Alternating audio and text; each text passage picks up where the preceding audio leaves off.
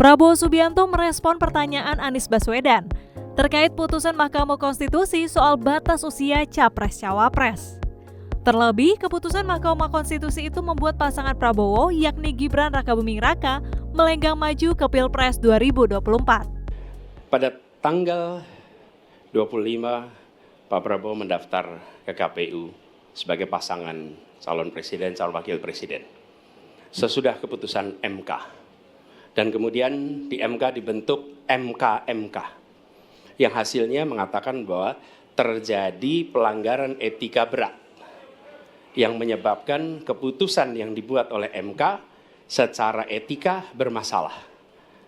Kemudian Bapak punya waktu sampai dengan tanggal 13 November, karena di situ adalah waktu terakhir untuk mengambil keputusan bila ada perubahan.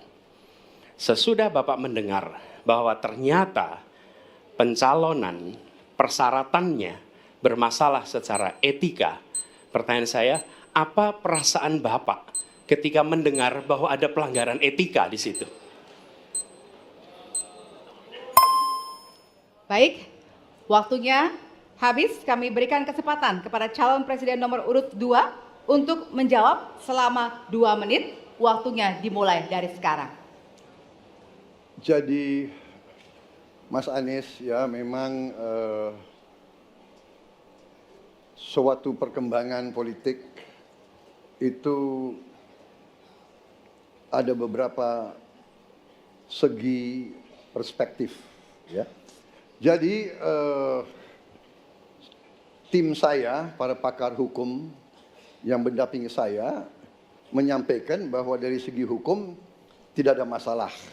Masalah yang dianggap pelanggaran etika sudah diambil tindakan dan keputusan ya waktu itu oleh pihak yang diberi wewenang, kemudian sudah ada tindakan dan tindakan pun itu masih diperdebatkan karena yang bersangkutan masih memproses. Tetapi intinya adalah bahwa keputusan itu final dan tidak dapat dirubah. Ya, saya laksanakan ya. Dan kita ini bukan anak kecil, Mas Anies ya. Anda juga paham ya. Sudahlah ya. Sekarang begini. Intinya rakyat yang putuskan, rakyat yang menilai. Kalau rakyat tidak suka Prabowo dan Gibran, nggak usah pilih kami, saudara-saudara sekalian.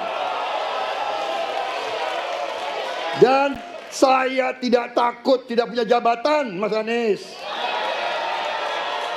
Sorry ya. Sorry ya.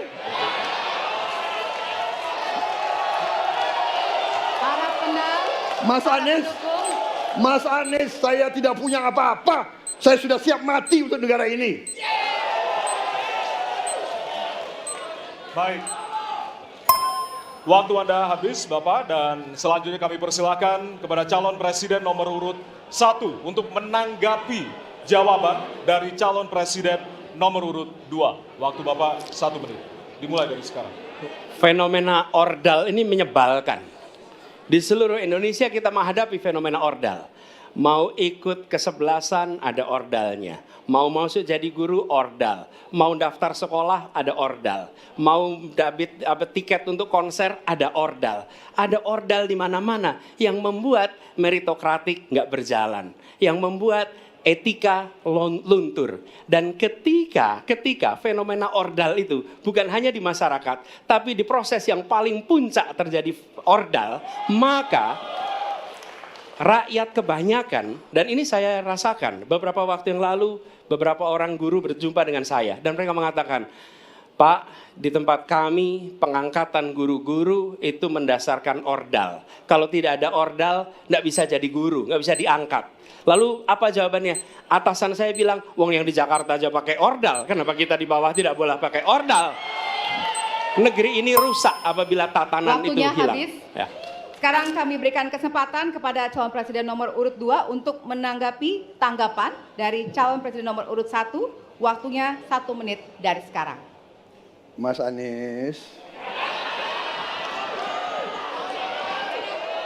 Dalam demokrasi, kekuasaan tertinggi ada di rakyat. Hakim yang tertinggi adalah rakyat. Tanggal 14 Februari, rakyat yang akan mengambil keputusan. Kalau kami tidak benar, salah, berkhianat, rakyat yang akan menghukum kami.